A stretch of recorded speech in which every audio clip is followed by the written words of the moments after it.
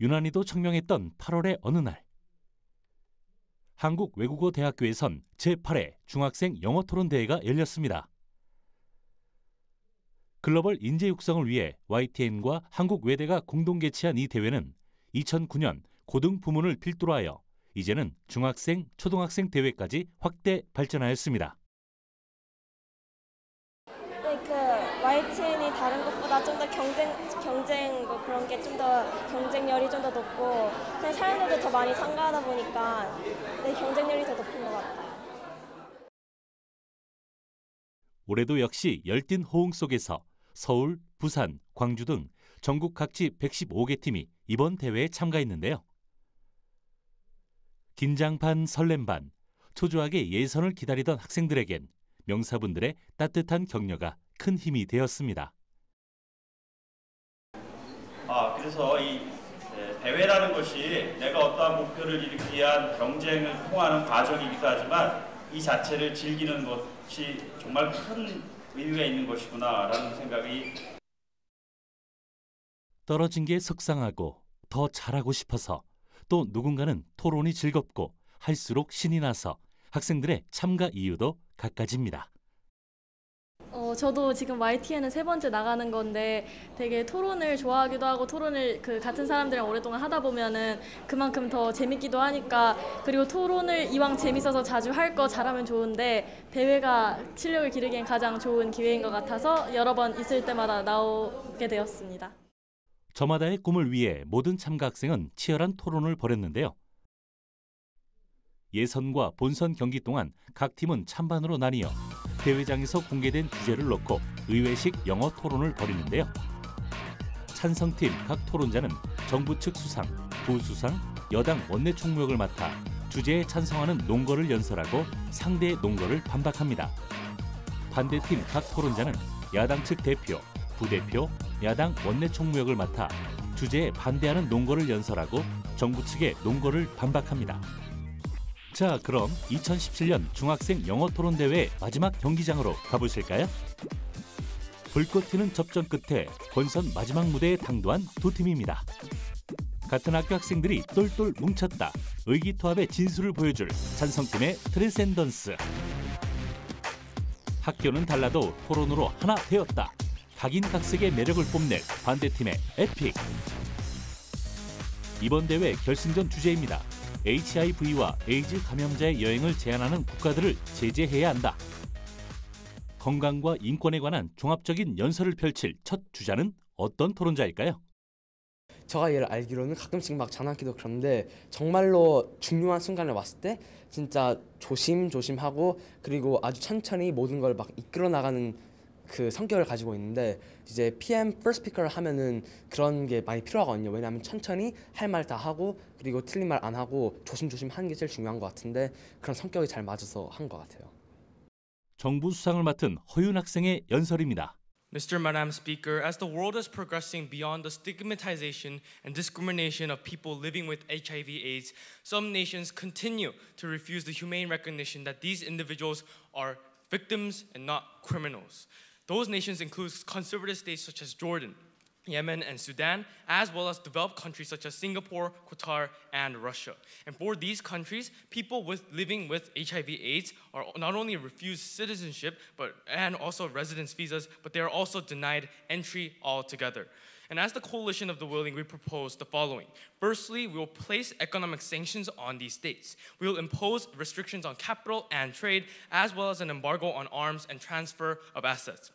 Secondly, despite these sanctions, we will continue to allow non-governmental organizations to come in and provide humanitarian aid to the citizens in need. However, none of these humanitarian aid should funnel directly through the government or the state. And thirdly, we'll continue to have diplomatic relations and actively negotiate for the removal of sanctions by pressuring these nations to lift their travel restrictions on HIV/AIDS patients. Our stance on government is to create a global environment free of discrimination towards HIV/AIDS patients. Side opposition has a burden of proof in this debate today, in which they have to prove why maintaining the status quo and maintaining those travel bans will effectively get rid of the discrimination and stigmatization of HIV/AIDS patients in the status quo. No, thank you. I'll present two arguments in my speech today. Firstly, why these travel restrictions are gravely discriminatory against the vulnerable, and secondly, why economic sanctions will be a powerful tool and an effective one for social change. On to my first argument on the discrimination of the vulnerable. We do not believe that states have a reasonable justification to bar HIV/AIDS patients from entering their state because these patients actually present no tangible health risks to their society. HIV/AIDS can only be transmitted, no thank you, through the spreading and sharing of needles or the direct sexual intercourse. And we think that both of which carry a criminal liability if an HIV/AIDS patient actively or deliberately takes part in spreading their condition. Local communities suffer no risk of exposure or infection just by interacting under any circumstances. Instead, their acute rejection and ostracization of HIV/AIDS patients is a byproduct of social prejudice. These nations are primarily conservative societies which struggle with the acceptance of sexual minorities. Due to the origin of HIV/AIDS as one that mainly affects the homosexuality community, no thank you, these local societies have stigmatized HIV/AIDS patients as an ill, as a result of sexual deviance. And thus, in actuality, these patients are being unfairly treated and discriminated based upon that presumed sexual identity. And when the reality is actually radically different, right? We think that these individuals are often spouses who are deceived by their partners, or for example, who were once trapped by drug addiction and rapists who they themselves had the HIV/AIDS and spread it to these innocent victims, or even people who are born with the disease because their parents had it and with no fault on their own. To allow these nations to insist on the restriction of their ability to travel that itself validates those prejudice notions against these victims of circumstances. We think that as Article 13 of the United Declaration of Human Rights also establishes that every person has the liberty to travel without discrimination on the basis of their personal identity, we believe that the Coalition of the Willing has the moral legitimacy in upholding the rights of these victims through economic policy. Another reason why our policy is much more effective. We think that especially in these conservative societies, when there is a leader that actively uses the discrimination against these HIV/AIDS patients and uses the fear that the citizens have in order to maintain that power, that itself will change under economic sanctions. Why? Because since economic sanctions will directly affect the individuals and the citizens themselves, the citizens now know that there's a tangible harm to them and they believe that the leader themselves is doing actually something wrong. And therefore, they can pressure that leader for social change. And we think that that's exclusive only under Tsai government. 정부 수상력의 허윤 학생은 에이즈 환자에 대한 비난과 차별을 실질적으로 없애기 위해선 에이즈 환자의 여행을 제재하는 보수 국가를 경제적으로 제재해야 한다고 연설했습니다. 이에 맞서 반대 연설을 펼칠 야당 측 첫 토론자는 어떤 학생일까요? 평소에 약간 좀 밝고 약간 엄마 같은 느낌? 약간 그런 느낌이어서 또 그리고 되게 침착하셔서 PM 스피치나 그 첫 번째 그런 스피치를 감당하기 정말 좋고 딱 편안하게 딱 일단 케이스를 셋업해줘서 저희 두 명까지 완벽히 이 디베이트를 이끌어가는데 정말 도움이 잘 되는. 야당 대표역을 맡은 나지원 학생의 연설입니다. The opposition fully supports the diplomatic engagement of states in persuading countries to embrace progressive social values. In fact, we are happy to have these states extending support and funding to local communities afflicted with HIV/AIDS. However, we oppose the blatant imposition of these values through the medium of economic sanctions. Not only will this cause the kind of retaliation which further harms the very community that government team wants to protect, it will also cause grave economic harms to innocent individuals. Our stance is that these economic sanctions will create more harm than good. Having that clarified, let's rebut to the case of Tsai government. Firstly, they tell you about the discrimination of vulnerable people of HIV/AIDS patients. Firstly, we think that we defend the right of sovereign nations who can perceive unrestricted movements of these individuals as tangibly and potentially posing a health hazard to these local societies. For example, we see that many people in conservative societies have unprotected sex with little sex education in the status quo. This means there's a high potential for these diseases to be sexually transferred. We think that this harm is even bigger because the government cannot track sexual activity or have checks and balances against this kind of system, especially because they cannot know if this kind of activity is happening. Secondly, we think that sovereign states are given the right to restrict travel entry already in the status quo for very minimum risk. For example, we think that Canada bans 50 Cent from entering the country because he opposed pro-gun violent messages in his songs. We think that therefore, Mr. Speaker, we think that we already allow states to impose travel restrictions on things that pose very minimum risk to society because we think that there are subjective standards to which nations can perceive these threats. Lastly, we think that we're willing to support people, HIV/AIDS patients, through aid, engagement, and providing medical support through non-governmental organizations. We're also willing to change the social norms by supporting progressive local groups. Having that clarified, let's move on to our two arguments in today's debate.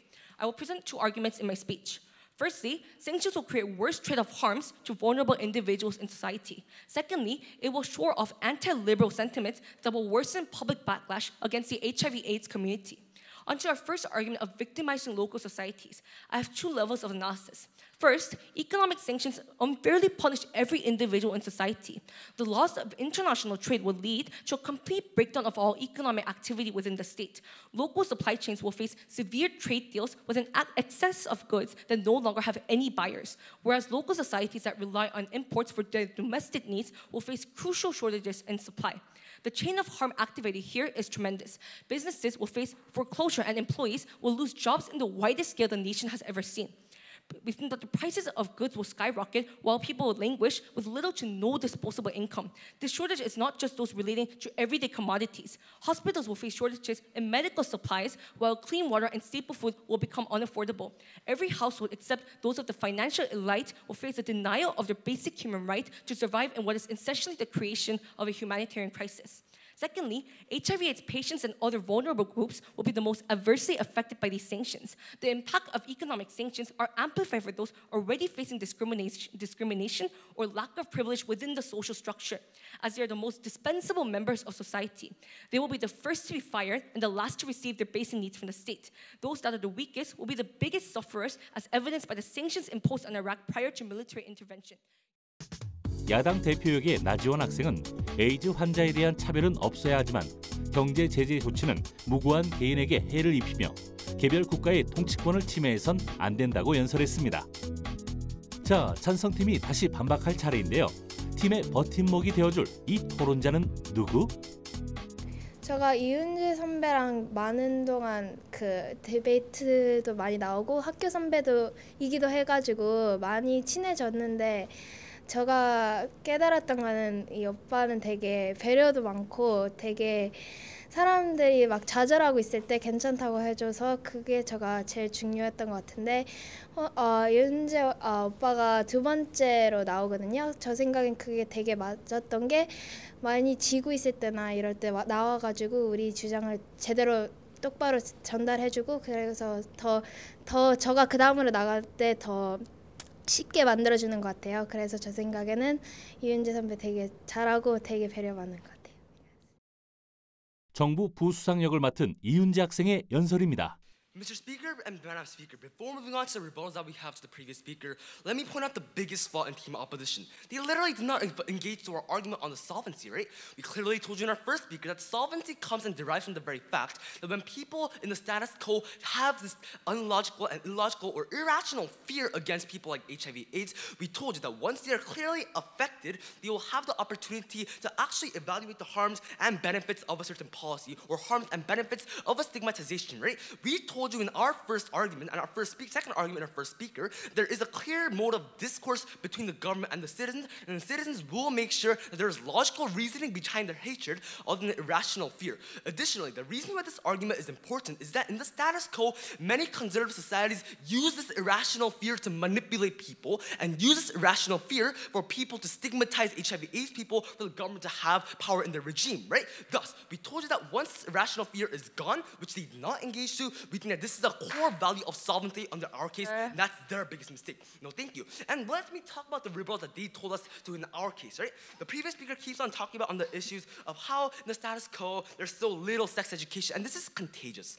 Mr. Milan speaker, not true, right? Because we think that sexual education or whatsoever, if that's a problem, along with sanctions, we can have sexual education. But additionally, when our first speaker told you of the natural check and balances, such as criminalizing people that actively spread HIV/AIDS, we told you this is a harm that they did not engage to, right? But additionally, we think that in that this HIV/AIDS is not a contagious disease, right? Because even if blood transfers or touches each other, there's a 0.0001% chance. And compared to that chance, we think that the stigmatization that these people get is disproportionate and unfair, and that is justification in which we make sure this happens. So their statement is very inhumane. For the very bleak chance, we're putting people under stigmatization, knocking the equal opportunities and jobs or whatsoever. So their team cannot have the moral high ground in today's debate, right?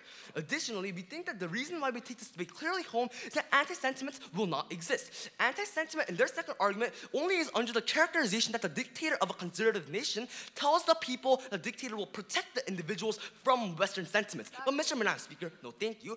We think that these people do not feel protected when they are at danger, right? We think that the core value for anti-sentiment to exist is for people to be completely protected by the government. But when we told you these people are threatened, they will not feel the necessary protection from the government, and thus anti-sentiment will clearly not exist. No, thank you. And clearly explain to you why the arguments simply do not make sense and why anti-sentiment is not existent. We want to tell you that we clearly take this debate on.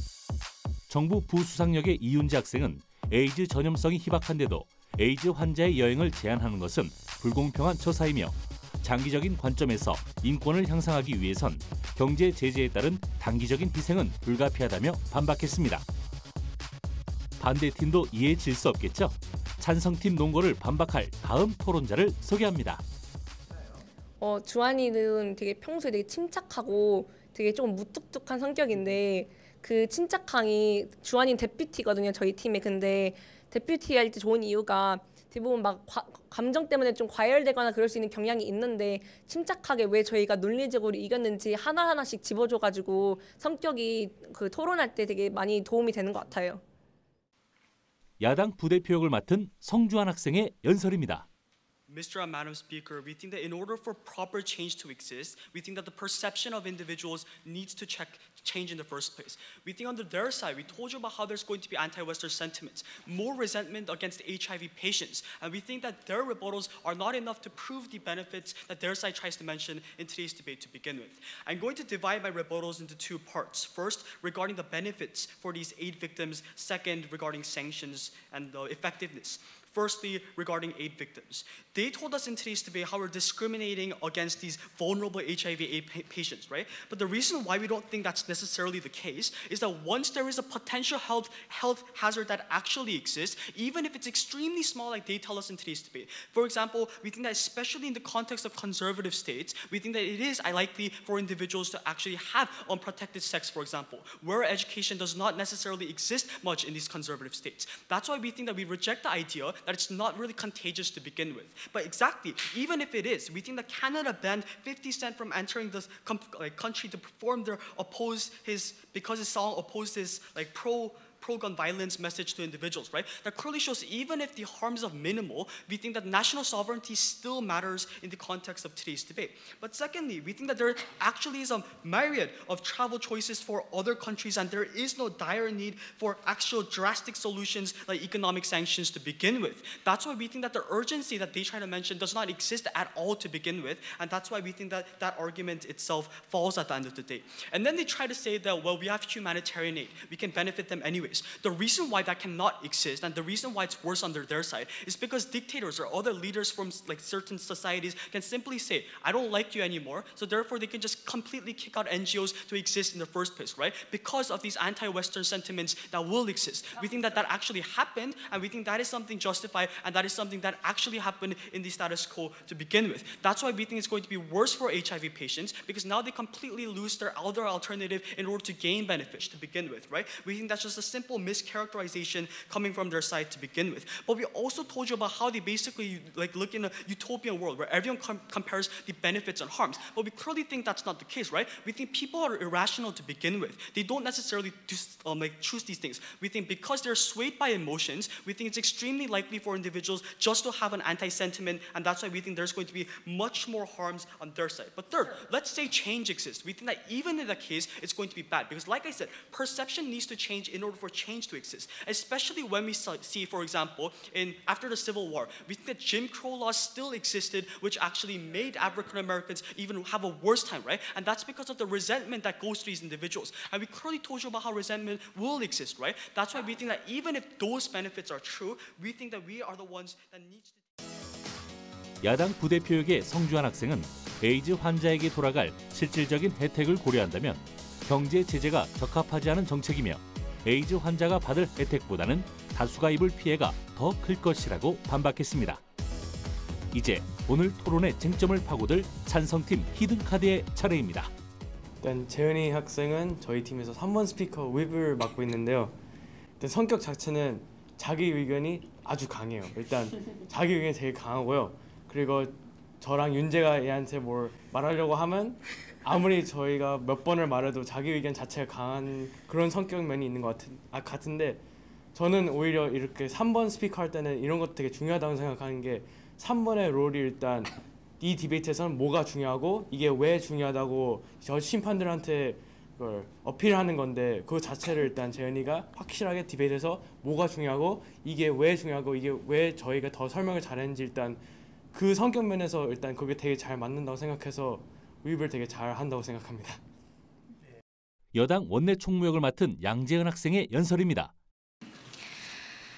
Mr. Madam Speaker, we find it very morally reprehensible, and we don't want to condone a society that team opposition is perpetuating in today's debate. Ultimately, a society that discriminates against those people who have a minimal possibility of even spreading the disease in the first place. And we'll prove to you, we already did, prove to you how these characteristics of these HIV/AIDS patients, their conditions are inevitable in certain circumstances, and therefore the government has no justification when it comes to saying and characterizing them as a nuisances to society in the first place, right?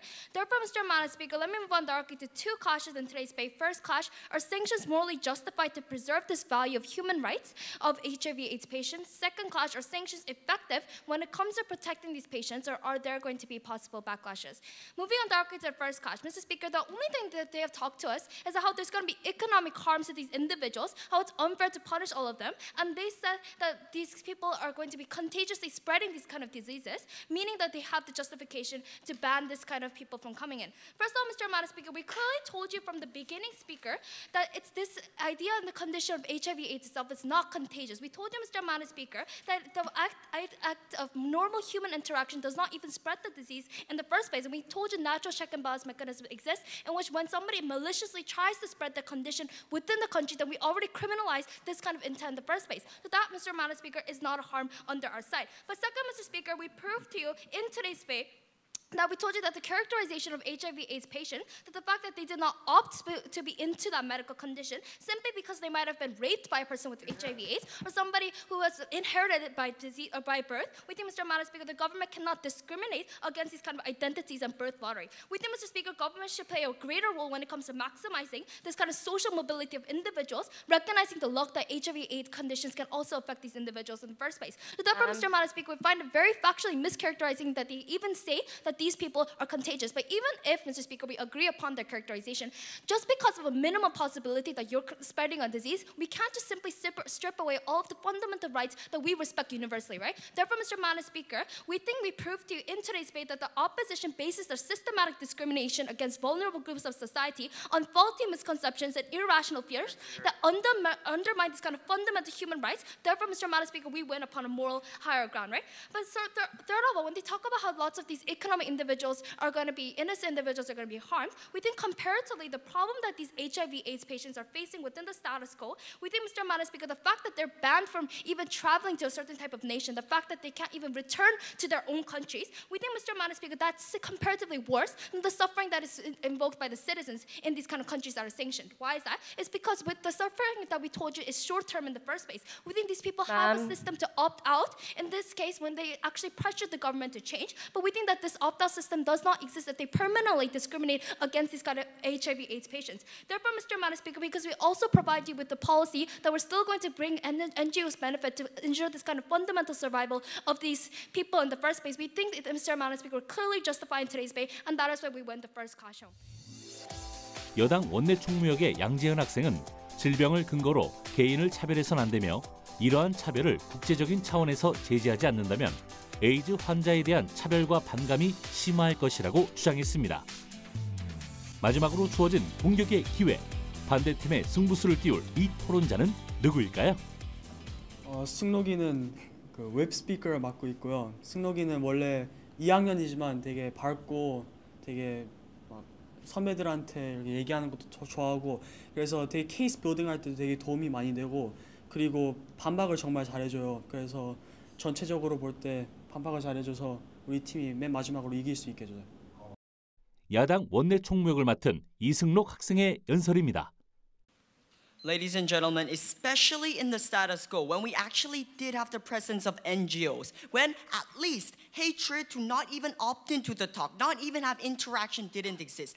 That's the scenario when we could at least bring change in the future or at least have short-term change. Under their side, when there's even more hatred towards these people, when incentives to have interactions, to know about these people's like situations or structural systems where they had to go through this hard process as they explained, we think that that process does not actually exist under side government. Therefore, ladies and gentlemen, we're extremely proud to win this debate. Let's go directly to our clashes. 3 clashes. Firstly, justification, and secondly, about sanctions in terms of extreme conservative societies, and lastly, about sanctions in terms of regular conservative societies. So let's go directly to our clashes. Firstly, towards justification. So government tells you that there is no justification to go against these HIV/AIDS people's rights to travel under the concession that they do not actually have a health risk. However, ladies and gentlemen, we clearly believe that there is a huge health risk, and we think that that amount is huge for these nations to actually calculate within their values. Sir? In terms of sovereignty, no, thank you. It is actually possible. Why, ladies and gentlemen? Firstly, we think that the extent of harm is extremely high. For example, if you get HIV/AIDS, you think that your immunity is destroyed.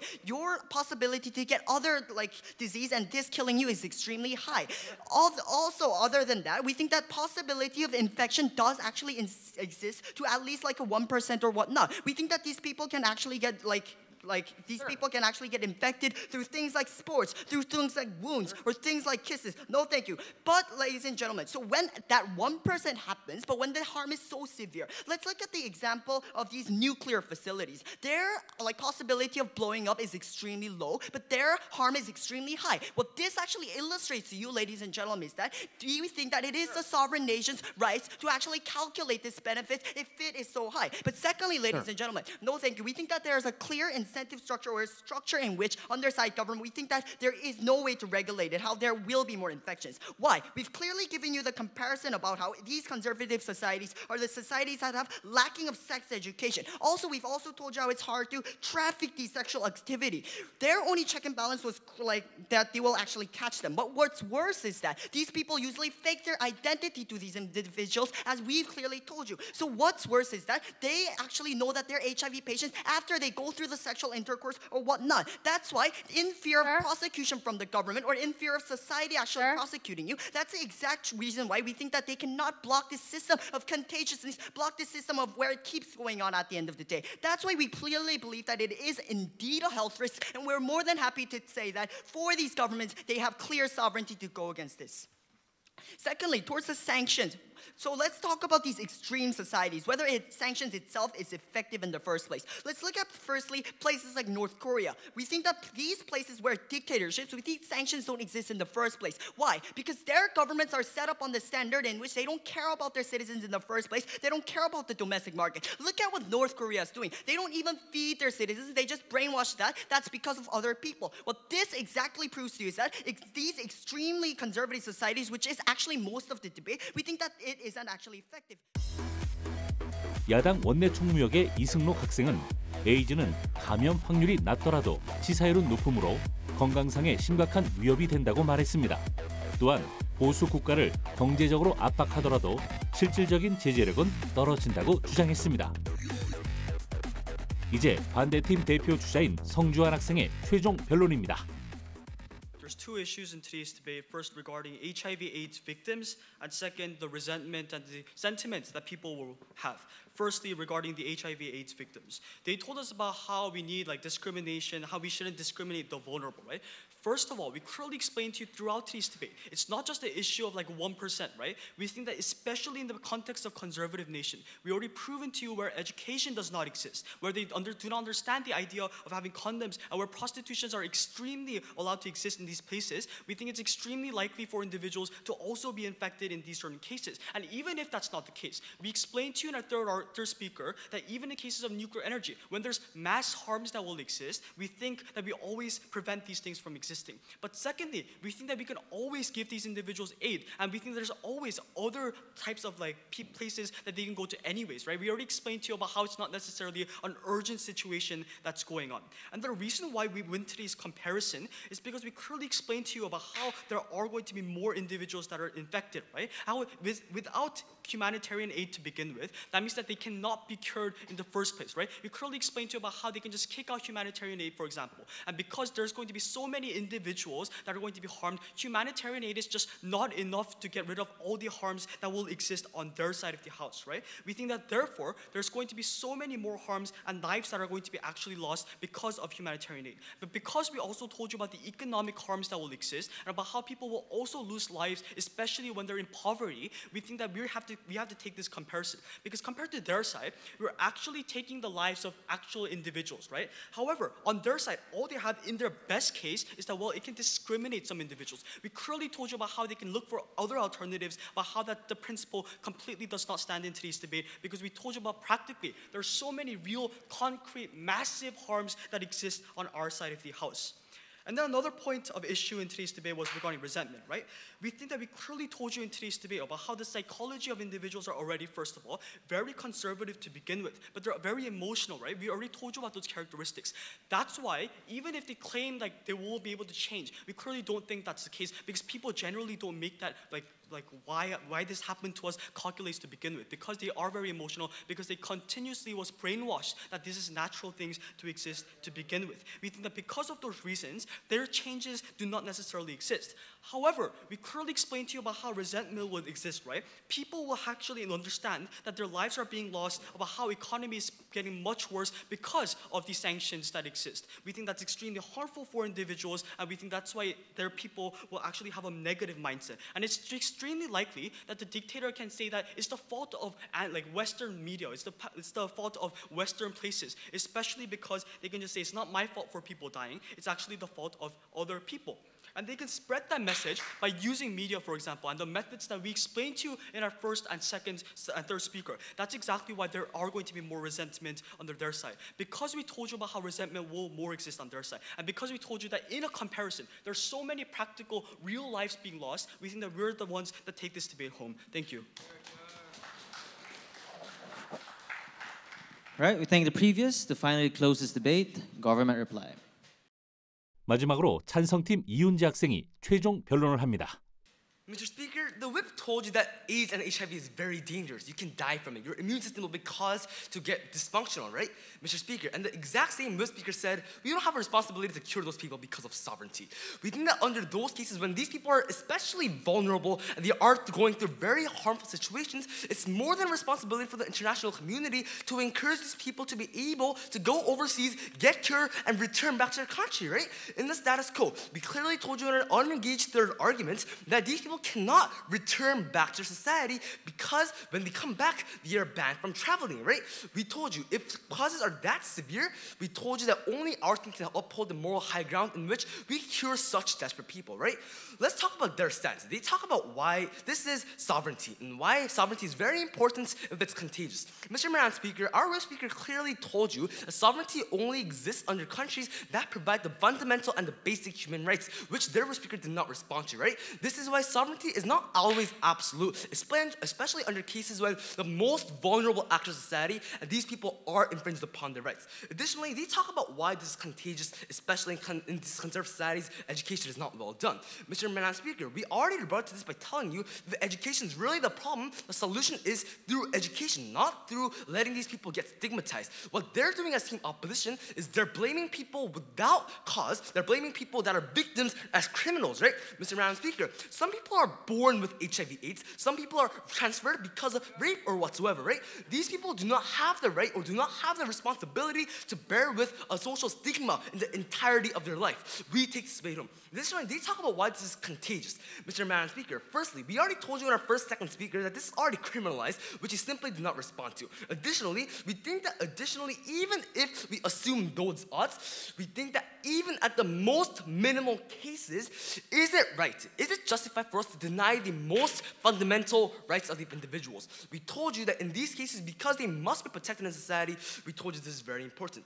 And the only thing that the public speaker tells us is about North Korea, why these people will justify anti-sentiments. Mr. Madam Speaker, this debate is not only about conservative societies and not only about extreme cases like North Korea. We told you in our third speaker that in places with travel restrictions like maybe Germany or Spain or whatsoever, or staying restrictions, we told you that in these cases that are not too conservative, there will be a change. And this is an exclusive benefit only under our case, so we believe that we fundamentally give the rights to HIV/AIDS individuals. Additionally, the previous speakers talk about anti-sentiment, but when we clearly told you that anti-sentiment only exists when people feel that they are being protected, we told you clearly in our second speaker that people do not feel protected when there are sanctions. People feel that they are getting killed, people feel that they are getting the harms, and people will not believe and trust the government that they're actually protecting them from Western influence. No response. And this is the exact reason why anti-sentiment does not exist. But once again, let's be nice. Let's say that anti-sentiment exists.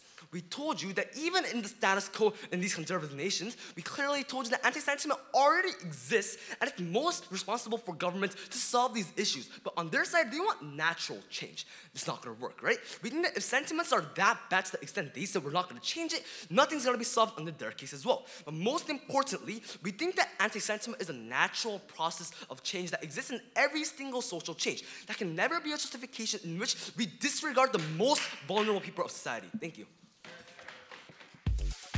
야당 측은 경제 제재로는 에이즈 환자에 대한 차별을 멈추기 어렵고 그보다는 개인의 인식 변화가 더 중요하다고 최종 변론했습니다. 이에 반해 정부 측은 국민의 기본권을 침해하는 국가의 통치권보다는 인권을 신장하려는 국제사회의 노력이 더 중요하다고 최종 변론했습니다. 열정적이면서도 묵직한 연설을 선보인 찬성팀의 트랜센던스. 막강한 논리와 호소력 있는 연설이 인상적이었던 반대팀의 에픽. 두 팀의 쟁쟁했던 결승전이 끝나고 어느덧 다가온 시상식의 순간. 이틀간의 대회가 모두 끝나자 아쉽고도 홀가분한 표정인데요. 그래도 모두가 최선을 다했다는 걸 알기에 서로에게 축하의 박수를 아끼지 않습니다. The champion of the 8th white team, Hawks white team, with the Youth Championship, with a 5-4 decision. The championship goes to opposition team Epic. Congratulations.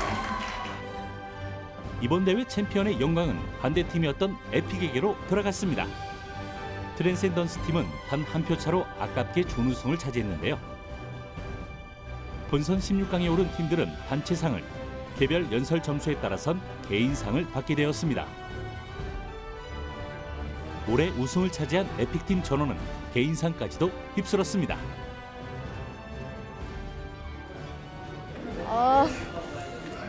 되게 너무 아쉽기도 하고 그냥 좀 더 우리가 더 푸시 같은 거 잘하고 좀 더 잘했으면 이겼을 수도 있었는데 그런 거 못해서 우리도 너무 아쉬운 것 같아요.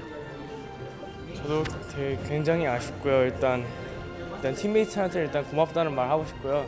여태까지 잘했고 근데 저희가 나머지 나간 대회들은 다 우승했는데 제일 큰 YTN 대회에서 좀 우승을 못했다는 실망감과 좀 아쉬움이 좀 매우 큰 것 같아요. 네. 사실 제가 작년에는 16강에 예선 16등을 올라갔을 때 아쉬움이 많았는데 이번 대회는 예선 1등에다가 우승까지 할 수 있어서 정말 작년과 반대라서 좀 좋은 경험이었던 것 같아요. 진짜 되게 상상도 못했는데 되게 그래서 지금 너무 기분이 얼떨떨하고 사실 딱히 표현할 수가 없을 것 같아요. 토론이란 상대를 설득하는 머리와 스스로 설득당할 준비가 된 마음이 만나는 것. 이곳에서 나눈 토론의 가치가 내일의 꿈을 향한 밑거름이 되길 바랍니다. 제 꿈이 여러 개인데 어렸을 때는 되게 제가 정치 같은 거에 관심이 많아서 정치인이 되고 싶었는데 요즘 보니까 정치인이 되면 제 능력 밖으로 너무 할 일이 많은 것 같고 힘들 것 같아서 꿈을 알아보다가 제가 언어에 되게 관심이 많고 영어 외에도 뭐 중국어 같이 배우는 그런 언어들이 있기 때문에 동시통역사 같은 것도 해도 괜찮을 것 같다고 생각을 했어요. 사실 저는 꿈이 없어요, 지금은. 왜냐면 디베이트를 하다 보면 이제 여러 가지 주제를 이렇게 디베이트 하게 되잖아요. 그러면 사실 관심 가는 주제도 되게 많고 분야도 되게 많기 때문에 디베이트를 지금 한 2년인가 한 것 같은데 2년 정도 하다 보면 진짜 별거에 다 관심이 생기기 때문에 사실 하나를 정하기가 되게 어려워요. 그래서 아직은 없는